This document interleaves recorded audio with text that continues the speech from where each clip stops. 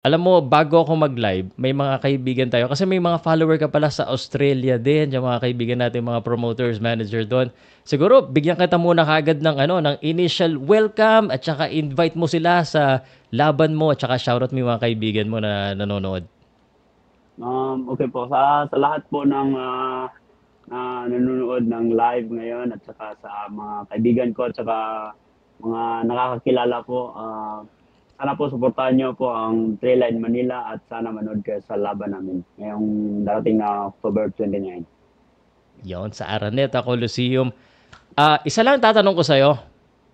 Um, Hindi ko tatanong paano ka nagpe-prepare sa boxing, pero tanong ko sa'yo, hindi ko sa'yo sinabi to backstage eh. Paano ka nagpe-prepare sa mga interview na kagaya nito? Nagpe-prepare ka ba? Hindi po, actually, hindi po kasi talagang sinasagot ko lang kung ano yung tinatanong niyo sa akin. Oo, okay. Kala ko may training din eh. Pero kasi nag-offer ako ng training eh. Baka gusto mo magpa-training para maganda lagi sagot. So, ang tanong ko, dahil mukhang ready ka na, handa ka na ba na makilala ang ating mga vloggers ngayong gabi? Ako po at saka excited na rin po akong makita sila at masagot yung mga katanungan niyo.